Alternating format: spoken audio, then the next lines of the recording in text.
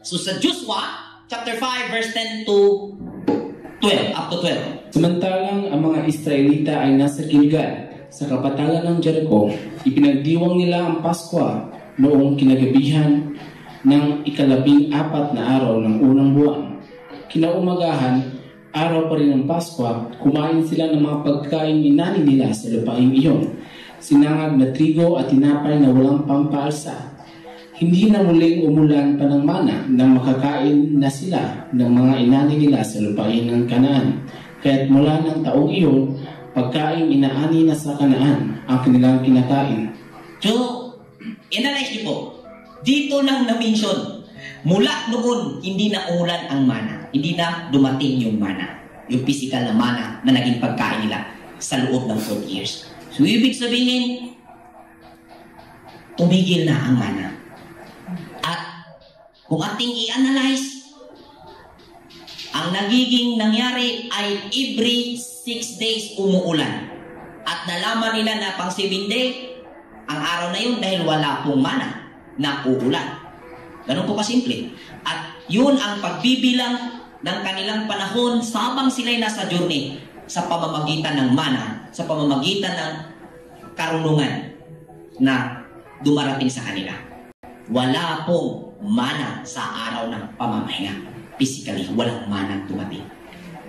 At hindi po yun nagkaroon ng reset. Dahil kung merong reset na naganap sa 40 years na journey na nasa loob ng 5 libro, na-mention man lang sana isang beses. Ano po ba? Tingnan niyo po ang Sabat. Ilang beses itong na-mention sa 5 books. Tingnan niyo po ang mga kapistahan. Ilang beses itong ulit-ulit na na-mention. Tapos, receipt point na talagang napaka-importante, hindi ibibigay ang instruction tungkol dyan. Imposible. Yan po ang imposible.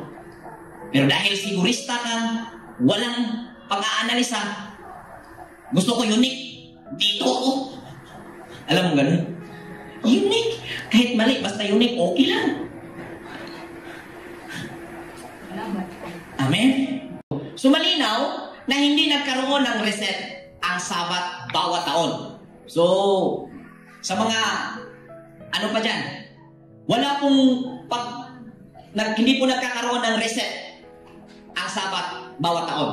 Ang unang Sabat sa mga Israelita sa pamumuno ni Moses ay nagsimula sa ika-22 day ng ikalawang buwan. At ito ay patuloy na tinangkilik ng mga anak ni Israel at na binantayan hanggang sa panahon ng Misaya. Hindi po yan naputol. So, sabihin na, dawalay kasi ang Israel sa pananampalataya. Sa ibig sabihin ng araw ng pamamahinga, kung bakit nila ginagawa, sila po'y nawawalay. Pero doon sa araw na pisikal na pagbabantay, hindi po. Papatunayan natin yan. Sa essence po ng araw ng pamamahinga, doon po nawalay ang Israel. Tulad ng mga pista, kanilang pinagpatuloy na isinisilibrate. Ngunit ang sabi ng Elohim sa Isaiah, ako'y, kung sabi sa'yo, paggiloon ko sa inyong mga halal. Baho ang inyong mga halal. Bakit nawala na ang purpose kung bakit ang makatarungan at patas at righteous na dahilan kung bakit sila'y naghandog ay nawawala na? Naghandog sila para ipagpatuloy ang makalamang nasa. Amen po ba? Gayon din po ang Sabat. Nagpapatuloy ang Sabat sa panahon ng mga Israelita. Pero ang essence po nun, ang kabuuang ibig sabihin, ang koneksyon espiritual na aral ay nawawala na po. Naging identity na lang nila ang physical na seremonya sa araw ng pamamahinga. Naging tradisyon nila. Pero yung dahilan, ang purpose kung bakit nila ginagawa, hindi na po nila nasusunod. Amen po ba? Okay?